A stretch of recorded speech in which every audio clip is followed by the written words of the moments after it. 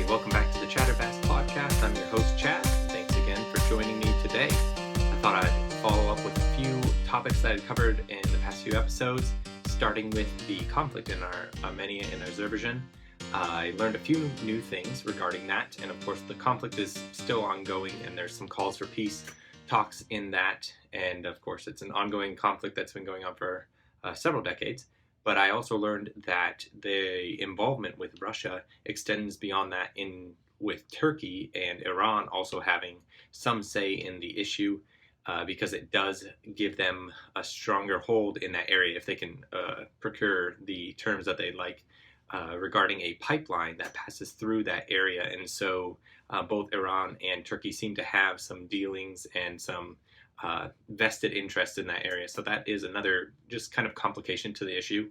I haven't learned of anything new except for that there's still the ongoing conflict, calls to peace, and some outside forces, a few more outside forces acting than I knew of originally. So it's just something to keep on the radar, and I'll update you if I hear anything new in that area. Also, just an update as far as my experience with Yotta Bank. I mentioned this earlier in the previous podcast. And this bank is like a gamified banking experience, and it's one that I'm doing right now. My wife is as well. And you actually could just use my code, Chattervast, and you get 100 free tickets. And of course, I get 100 free tickets, I believe, as well if you sign up. And you don't even have to put any money in. You just get the 100 tickets, and they'll give you numbers for the week. And of course, if you do it right now, you won't get numbers until Sunday evening or Monday morning at the earliest, or the latest, I guess. By that point, you'll be able to sign up for next week's drawings in their game lottery system. So far, we have matching numbers. They release every night at 9.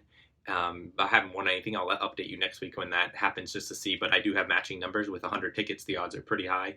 And I have several already. And I know that if you match several of the balls, you get 25 cents, and then up to, I think it's like $10 is somewhere after that. And then, of course, upwards, higher prizes and stuff. So I'll just keep you updated on that when in the next podcast, how many numbers I've matched, and then also how it turns out next week. I thought it'd be really interesting to pass it along to you now that I know that you don't even have to put any money. I'm probably going to still be putting in $25 just to give it a try and have that, one chance. It's always worth just having one chance in a lottery, and especially since you're not really gambling anything or risking anything, and you could pull the money out anytime.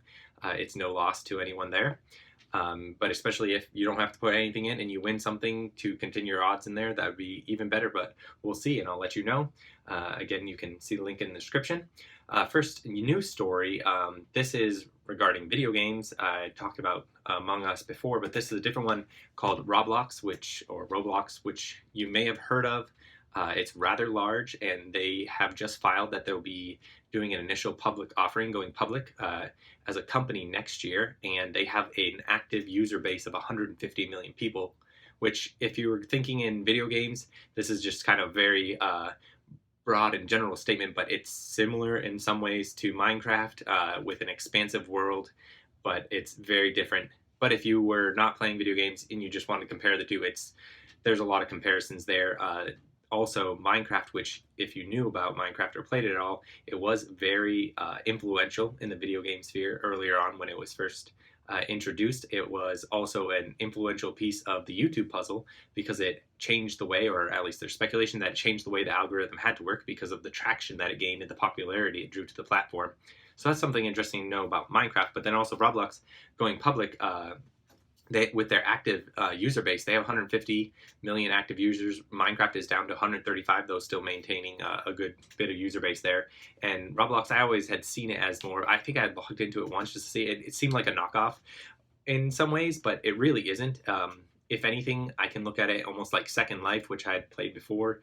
Second Life is a game where you can create basically anything, you can make money and stuff like that, and there's actually a large amount of funds. The funny thing is about a lot of these video games, they actually can make money in them. They have their own e-commerce systems and entirely able to pull the funds back into the real world. And with Roblox, you'll know that the development and people who build, not from the Roblox team, like say I or you were to design some items for in the game or game itself, and we could charge players for playing the game or items or use in the game, we could actually turn that into cash. And some of those developer contracts, I think they're projected to pay out $250 million this year to people who design and build things within their world. So I thought that was really interesting as far as the video games scape goes. And here's a self-promotion. Today is brought to you by I'll Be Back t-shirt. And if you recognize the phrase there and the design, I made this myself. Thought it was kind of a fun little play on words, and also that is the very common image that you'll see of Johann Sebastian Bach out there. You can check that out, link in the description. News story regarding Jeff Bezos and his company Blue Origin. It's another company that is involved in space travel, and there are several companies. Of course, everybody knows of SpaceX. Elon Musk is very well known for what he's doing with Tesla and SpaceX, but some of these other companies don't get as much news coverage, I feel like. But what they're doing something similar. They're trying to launch off for commercial and for private stuff. They're still in testing and development, but just so that you know, there are other companies out there that are competing in that space. I think that SpaceX has a lot more developed out. They have their Starlink satellite system that they are constantly launching more satellites into orbit for their global Wi-Fi system that they eventually like to introduce. But the fact that they can launch their satellites and return them to, or their rockets, SpaceX can launch them, return them to Earth, and reuse them, shows that they're significant steps ahead. They're actually using them in production. They are flying, as we saw recently with NASA, they flew up some astronauts up to the space station. Blue Origin's still in development. If you know Virgin Galactic or Richard Branson, he also has two space companies, Virgin Galactic, which will be a private consumer and spaceflight company that I think would play a little bit more in competition with Blue Origin, and they are struggling very, very much financially. They've actually been doing development and testing for many years, and from what I've read, they put in a lot of money into it and seen a lot less than other companies like Blue Origin or SpaceX have at this point. So it'll be interesting to see. They're supposed to secure some more funding, and they're asking for another round of that. Richard Branson also has a second company called Virgin Orbit, I believe it is, or it is Virgin Orbit, yeah. And Virgin Orbit, it is a satellite launching company, and that one, from what I've read, is somewhat more successful, but you probably won't see that one in the news as much because private space travel is much more exciting to the individual than launching more satellites into space. There's also another company out there, of course, Boeing. They're into space and rocketry and stuff like that as well, but they have agreements going forward at some point to fly NASA and other missions for astronauts, but also to have reserved seats for private individuals to purchase more as like a consumer and whatever they call it, space travel for private individuals. So that's interesting things going on in the space race as we see it on more of a private company level, as many countries are still competing to get to the moon or Mars or whatever exploration they're trying to do. There are a lot of private companies invested in this technology. There's another one, I believe it is called Space Span or OneSpan or something like that. They're also trying to make a space hotel.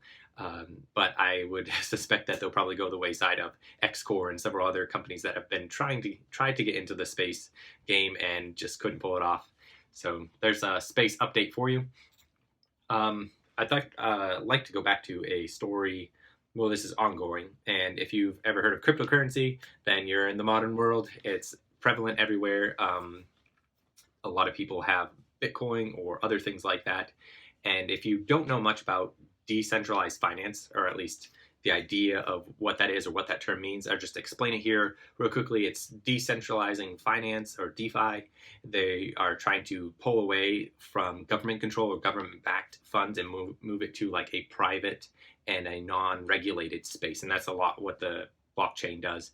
The idea is that, and this is a much more simple, if you know a lot about this, you'll see that this is very simplified and probably like, in some ways, maybe a wrong explanation.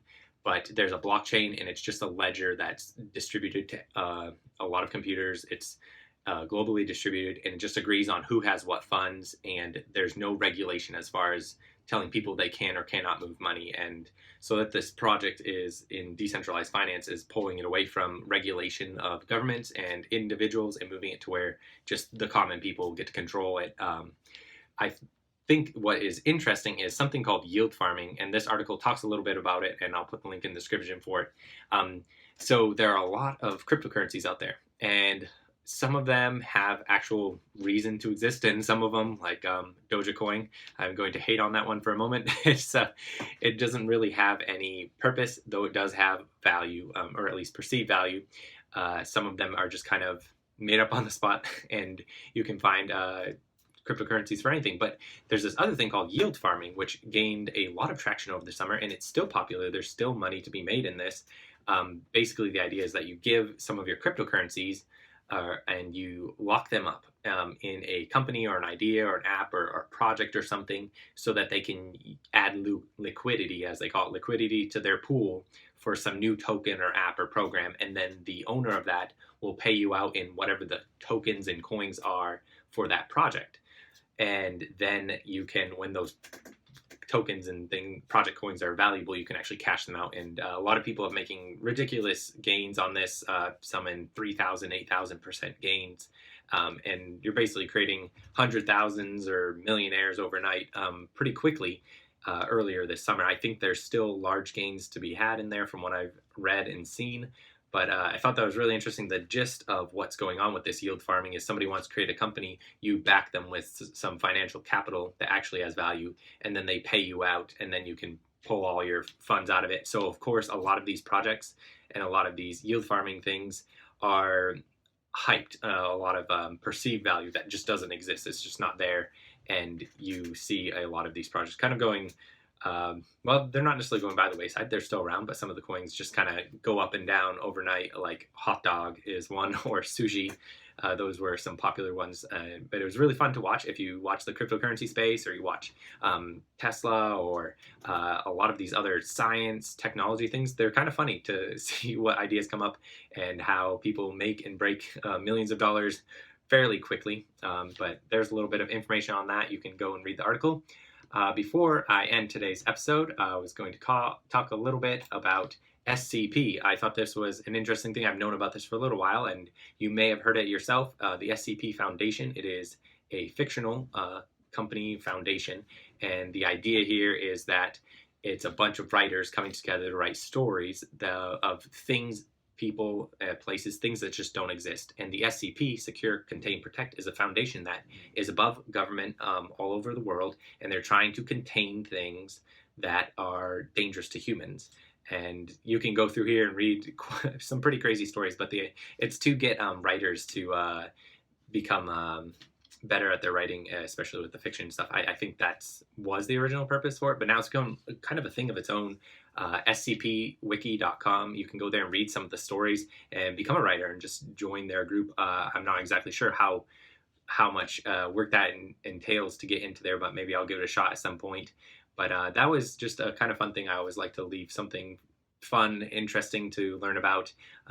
There's quite a few stories that actually taken from this have come into movies, TV, video games, and books over the past few years, because SCP has been around for quite a while. I'm not sure if their website says exactly when, but everything is Creative Commons, so it can just be used wherever you'd like to use it, in a book or something like that, which does add into an interesting legal battle where in some other countries where there isn't a protective law for intellectual property, or things that don't really protect it very well, like in the US, you can come here and you can take these stories and go use them wherever you want, but you can't claim it as your own and then like sell it, from what I understand, or at least how the law works here. But in other countries, that's not necessarily true. And some individuals, like in Russia, for example, have taken a lot of stories and taken the IP here and has trademarked it their own, which at times Russians and some of the Russians over there have done the same with Starbucks and some of the other IPs that are very well known. They'll claim the branding, the logo, the name of something, and because laws work a little different over there and they're not just reciprocating everything with us, it's quite a legal battle, and I don't think SCP will be able to fight that. I haven't checked up on that story, but maybe I'll check up on that another time, and I'll get back to you about how that has turned out.